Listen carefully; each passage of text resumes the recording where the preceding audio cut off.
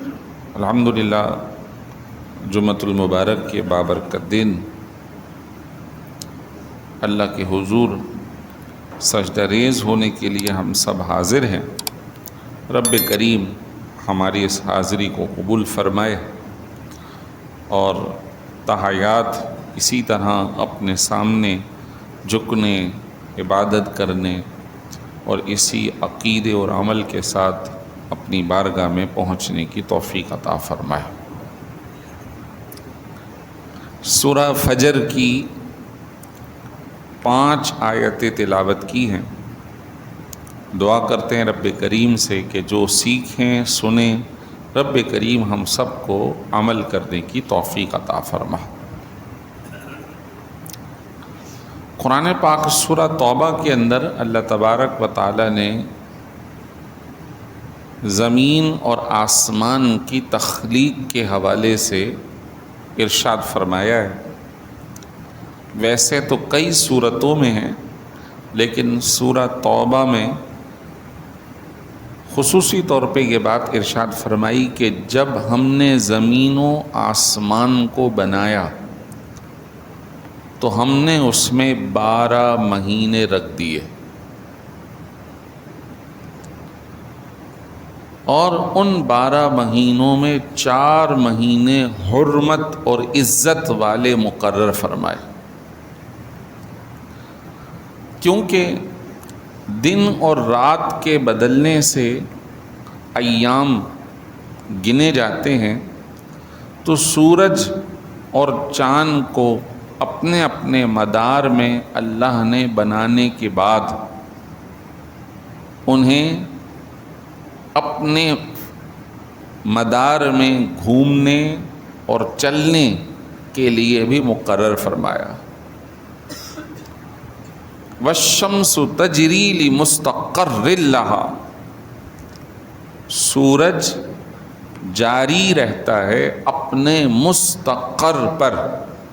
مستقر کا مطلب ہے اپنے چلنے کی، ٹھہرنے کی جگہ۔ تو یہ ایک بڑا علم ہے، علم فلکیات، کہ کون سا سیارہ کس طرح کام کر رہا ہے، اور ہم بھی علم جو فلکیات کا رکھتے ہیں اس کے مطابق ہم بھی فضا میں معلق ہیں، اور اسی طرح دیگر سیارے بھی، اور زمین چھوٹا سیارہ ہے، اس سے بڑے بڑے سیارے ہیں جو اس فضا میں معلق ہیں اور اپنے اپنے محور میں، اپنے اپنے دائرے میں گھوم رہے ہیں۔ اس پوری کائنات کو اللہ تبارک و تعالی نے بنایا ہے، ڈیزائن کیا، اور اس کائنات میں جتنی بھی مخلوقیں ہیں، یقیناً وہ چھوٹی بڑی ہزاروں مخلوقات ہیں، ہزاروں۔ اس دنیا کے بارے میں فرمایا کہ یہ اتنی بڑی ہول جو زمین ہے ہماری، یہ صرف ایک مخلوق ہے، ایک عالم ہے، اور اس میں موجود بھی کئی مخلوقات ہیں جو اللہ نے پیدا فرمائی ہیں۔ جنات ہیں، انسان ہیں، شجر ہیں، حجر ہیں، پانی، پتھر، کنکر، اور نہ جانے کتنی مچھلیاں، کیڑے مکوڑے، حشرات الارض، پرندے، جانور۔ شاید ہمارے علم کی اس جہاں تک رسائی بھی نہیں جو اللہ نے بنا رکھا۔ جوں زمانہ گزر رہا ہے اس کے بارے میں تھوڑی تھوڑی نالج انسان کو حاصل ہو رہی ہے۔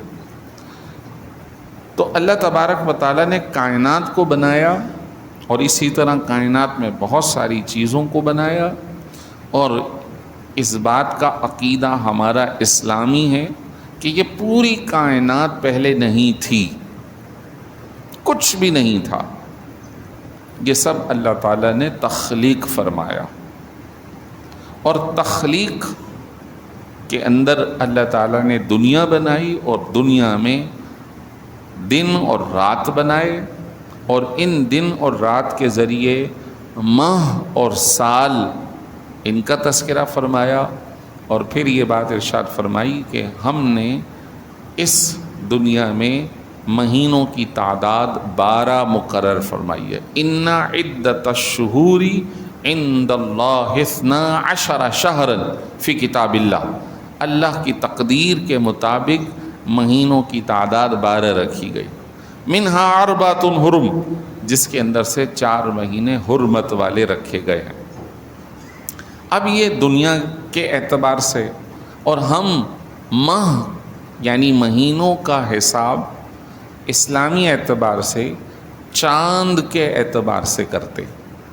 قرآن ہمارا کہتا ہے یسألونک عن الأہلہ، آپ سے چاند کے بارے میں سوالات کرتے ہیں، یہ کیا ہے، کیوں نکل رہا ہے، کیوں غروب ہو رہا ہے، ڈوب رہا ہے۔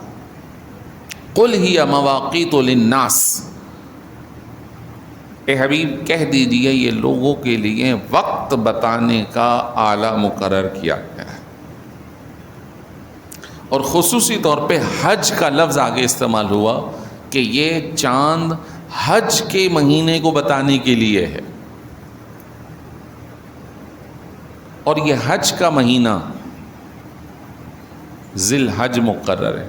یہ کب آئے گا، اس کی بھی ترتیب حدیث مبارک کے مطابق طے ہے کہ پہلا یہ، پھر یہ، پھر یہ، پھر یہ، اور آخری مہینہ ذی الحج ہوگا، اور پہلا مہینہ محرم ہوگا۔ اب جیسے ذوالقعدہ کی آج 27 تاریخ ہے، 2 دن بعد چاند دیکھا جائے گا، اگر دکھ جاتا ہے تو ذی الحج کا مہینہ شروع ہو جائے گا، اور نہیں دکھتا تو 30 دن مکمل ہونے کے بعد مہینہ پورا ہو جائے گا۔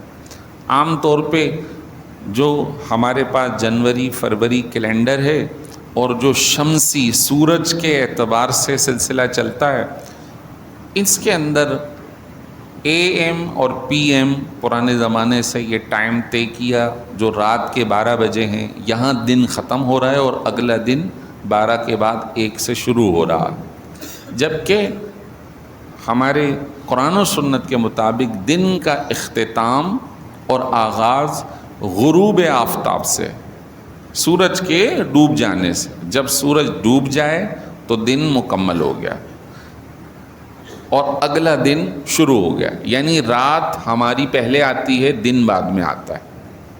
ہمارے یہاں رات پہلے آتی ہے اور دن بعد میں آتا ہے، اور اس طرح رات دن ملا کر ایک پورا دن بنتا ہے۔ کبھی رات بڑی ہو جاتی ہے اور کبھی دن بڑا ہو جاتا ہے، جیسے آج کل دن بڑا ہے رات چھوٹی ہے، تو سورج گرمی اور سردی میں ڈوبنا اور نکلنا اپنی ترتیب رکھتا ہے، اور یہ ترتیب اللہ کی طرف سے مقرر ہے۔ اب ان ایام کا تذکرہ کرنے کے بعد خصوصی طور پہ حج کے ایام کا تذکرہ ہوا، کیونکہ حج اب بالکل قریب ہے، اور اس آئندہ چاند نظر آنے کے بعد عید کے دن تک اس کو عشرہ ذی الحج کہا جاتا ہے۔ عشرہ بمعنی 10، عشرہ ذی الحج قرآن و سنت میں اس کی بہت فضیلت بیان فرمائی گئی۔ اس کے دن کے روزے ایسے ثواب والے ہیں جیسے گویا آپ نے 1 سال کا روزہ رکھ لیا۔ اس کی رات کی عبادتیں ایسی فرمائیں جیسے کہ آپ نے لیلۃ القدر میں عبادت کر لی ہو، اتنی فضیلت رکھی گئی۔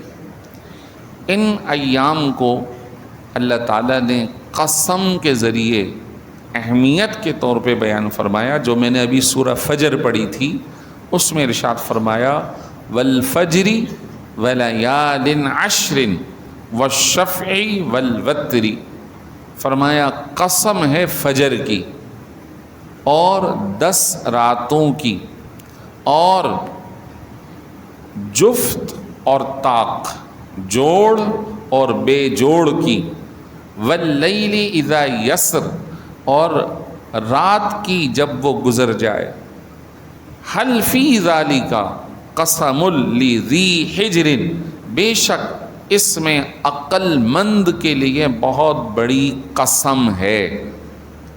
اللہ تعالیٰ نے قسم فرمائی، عقل مند اگر اس کو دیکھے گا تو اس کو پتہ چلے گا کہ اللہ تعالیٰ نے بہت بڑی قسم ارشاد فرمائی ہے یہاں پر۔ فجر، کون سی فجر؟ فرمایا یہ جو 10ویں دن کی فجر ہوگی، جب حج کا رمی، نہر، طواف زیارت یعنی حاجی وہاں پہنچ رہا ہوگا عرفات کے بعد، وہ جو 10ویں دن کی فجر ہے وہ بڑی اہمیت کی حامل ہے، عید کے دن کی فجر۔ اللہ تعالیٰ نے باقاعدہ اس کی قسم ارشاد فرمائی، عید کے دن کی فجر، کیونکہ یہ ایام حج ہیں اور ایام حج کے ساتھ ساتھ ایام قربانی بھی ہیں۔ جن افراد کے پاس حج کے ایام 3 دن میں 10، 11، 12، جن کے پاس نصاب کے برابر رقم ان 3 دنوں میں ہوگی اور وہ مسلمان عاقل بالغ ہیں، ان پر قربانی واجب ہے۔ اس سال نصاب قربانی چاندی کے اعتبار سے 5,03,500 روپے، 5,03,500 روپے رمضان المبارک میں بتایا گیا۔ ایک مرتبہ نصاب پورے سال کے لیے طے ہوتا۔ تو اب اگر کسی کے پاس اپنے اخراجات کے علاوہ اتنی رقم موجود ہو تو اس پر قربانی واجب ہوگی۔ اچھا، زکوٰۃ اور قربانی میں تھوڑا سا فرق بھی ہے، اس کو سمجھنے کی ضرورت ہے۔ زکوٰۃ کے اندر جو نصاب ہوتا ہے اس کے اندر یہ حکم ہے کہ مال ایسا ہو جس کے اندر نمو یعنی کہ اضافہ، انکریزنگ ہو سکتی ہو، جبکہ قربانی کے مسئلے میں نمو کا مسئلہ یعنی انکریز یا اضافے کا مسئلہ نہیں ہے، بس ضرورت سے زائد ہو۔ اب اس کو یوں سمجھے، ایک شخص کے پاس ایک گھر رہنے کا ہے جس میں وہ رہ رہا ہے، اور ایک اور گھر ہے وہ اس نے کرائے پر دے رکھا ہے۔ کرائے پر دی ہوئی جائیداد پر زکوٰۃ نہیں ہوتی، اس کی آمدن پر زکوٰۃ ہوتی ہے۔ اگر بچا ہوا ہے زکوٰۃ دو، کھا لیا تو ختم، یعنی اس دوسری جائیداد کی وجہ سے زکوٰۃ نہیں ہے، لیکن وہ آپ کی ضرورت سے زائد ہے، جس میں آپ رہ رہے ہو یہ ضرورت ہے۔ قربانی کے مسئلے میں اگر کسی کے پاس ضرورت سے زائد مکان، دکان یا ایسا کوئی ایسٹ موجود ہے تو، اور وہ نصاب کی لمٹ کو پہنچ رہا ہے 5,03,500 روپے، یعنی 5,03,500، تو اس پر اس ایسٹ یا سامان کی وجہ سے قربانی واجب ہوگی۔ اسی طرح یہ مسئلہ قربانی کے ساتھ ساتھ صدقۃ الفطر کا بھی ہے کہ صدقۃ الفطر میں نصاب وہ رہتا ہے، لیکن زکوٰۃ اور قربانی، زکوٰۃ اور صدقۃ الفطر میں صرف باریک سا فرق ہے۔ وہ میں نے آپ کو سمجھا دیا کہ اگر ضرورت سے زائد ہے، اگرچہ کہ وہ استعمال میں اس طور پر آ رہا ہے کہ کرائے پر دیا ہوا ہے، وہاں سے آمدن آ رہی ہے، لیکن آپ کا ایک ایسٹ ضرورت سے زائد ہے، آپ کو قربانی کرنی ہوگی، چاہے آپ بکرا کرو، چاہے آپ گائے کے حصے میں سے کوئی ایک حصہ کر لو۔ یہاں پہ قربانی کے مسائل اور بڑا تھوڑے سے ایک دو بتا دیتا ہوں کہ ہر بندہ جس پر واجب ہے، صاحب نصاب ہے، اس پر پہلے اپنی قربانی لازم ہے۔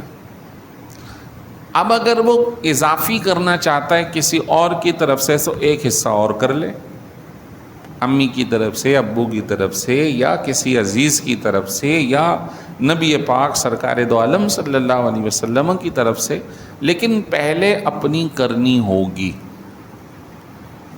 اگر واجب نہیں ہے تو پھر آپ پر واجب نہیں ہے تو آپ کسی کی بھی طرف سے کر سکتے ہو، اس میں نفلی ہوگا۔ یہاں پہ نفلی والوں کے لیے ایک مسئلہ وہ یہ ہے کہ ایک شخص کے اوپر قربانی واجب نہیں تھی، لیکن وہ قربانی کا جانور لے آیا، اپنے لیے اس نے واجب کر لی، تو اب 3 دن جو آنے والے ہیں اس سے پہلے وہ موو نہیں ہو سکتا کہ میں نہیں کر رہا، اس کو کرنی ہی پڑے گی، اس نے یہ کام اپنے لیے از خود لازم کر لیا۔ اس کی مثال ایسی ہے کہ فرض نماز تو ہر ایک پہ فرض ہے، نہیں پڑھو گے تو گناہ گار ہوگے، لیکن نفل نماز تو فرض نہیں ہے، پڑھو گے تو ثواب ہے، نہیں پڑھو گے تو ثواب نہیں ہے۔ تہجد فرض نہیں ہے، پڑھ لو بہت اچھی بات، بخشش کا سامان ہے، واجب نہیں ہے، لازم نہیں ہے۔ کوئی نہیں پڑھ رہا، کام کاج والے ہیں، رات بھر سو جاتے ہیں، صبح اٹھتے ہیں، اپنے کام کاج کرتے ہیں، صرف فرائض ادا کر رہے ہیں، کوئی بات نہیں۔ لیکن کسی نے تہجد کی نماز شروع کر لی، اللہ اکبر، اب اسے توڑنا جائز نہیں ہے، اس نے اپنے اوپر لازم کر لی، اب اس کو پورا کرنا ہوگا۔ اگر اس کو چھوڑ کے وہ بیٹھ گیا، لاکھ مرتبہ بیٹھ جائے، اس کے اوپر یہ ڈیو ہو گئی، اس کو توڑنے کی وجہ سے اب اس کے اوپر واجب ہے کہ اس کو دوبارہ پڑھے۔ اس کو عربی میں کہتے ہیں واجب الاعادہ۔ اس نے توڑی کیوں اور شروع کر لی، تو اس کے اوپر لازم ہے کہ وہ یہ کام کرے۔ یہ قربانی کا مسئلہ ہے، یہ نہیں ہے کہ کوئی اور مسئلے میں اپنے ذہن کو الجھائے کہ یار میں نے کوئی نیکی کا کام سوچ لیا، میں نے سوچ لیا تو کرنا ہی پڑے گا۔ وہ سوچنا، نیت رکھنا ایک الگ ہے، اور باقاعدہ اس عمل میں داخل ہو جانا الگ ہے۔ تو قربانی کا مسئلہ الگ ہے اور دیگر نوافل کام الگ ہے۔ مثال کے طور پہ ایک بندے نے نیت کی کہ یار میں ہر ماہ اپنی اجرت جو مجھے مل رہی ہے، رزق جو مل رہا ہے، میں اس کا کچھ حصہ اللہ کی راہ میں صدقہ کروں گا، کسی غریب کو، فقیر کو، مسجد میں، مدرسے میں، کچھ بھی XYZ کچھ بھی کرے گا۔ لیکن اب ایک مہینہ کیا، اگلے مہینے گنجائش نہیں ہو رہی، تو کوئی مسئلہ نہیں ہے، کوئی فرض و واجب نہیں ہے۔ ہاں اگر منت مان لیتا تو واجب ہوگا کہ اس نے منت مان کے اپنے اوپر واجب کر لیا۔ تو اسی طرح یہاں بھی جس پہ قربانی واجب نہیں ہے، اگر وہ جانور لے آیا ہے تو اس کو کرنی ہوگی، اس کو موو نہیں ہونا ہوگا۔ فرمایا فجر کی قسم، 10 راتوں کی قسم۔ یہ 10 راتیں کون سی ہیں؟ عشرہ ذی الحج کی۔ اب جو قربانی کرنا چاہتا ہے، نبی پاک صلی اللہ علیہ وسلم کی حدیث مبارک کے مطابق جو شخص قربانی کرنا چاہتا ہے تو اسے چاہیے کہ پھر وہ اپنے ناخن اور بال ان 10 دنوں میں نہ کٹوائے۔ اس کو ثواب مزید عطا کیا جائے گا، ایک قربانی کا اور ایک اس عمل کا۔ اور یہ اصل میں حقیقت میں حاجیوں سے مشابہت ہے کہ جب حاجی احرام پہن لیتا ہے تو پھر وہ نہ بال کاٹتا ہے، نہ خوشبو لگاتا ہے، نہ ناخن کاٹتا ہے، وہ بس مجنون، دیوانہ وار اللہ کی بارگاہ میں کہ وہ دنیا سے قطع نظر ہو کر اور دنیا سے بے رغبت ہو کر صرف ایک اس کی نیت ہے کہ مجھ سے اللہ راضی ہو جائے، تو دنیاوی زیب و زینت اس کی چھوٹ جائے، یہ اس کے اندر اہم حصہ ہے۔ تو یہاں جو قربانی کرنے والے ہیں ان کے لیے بھی یہ رکھا گیا۔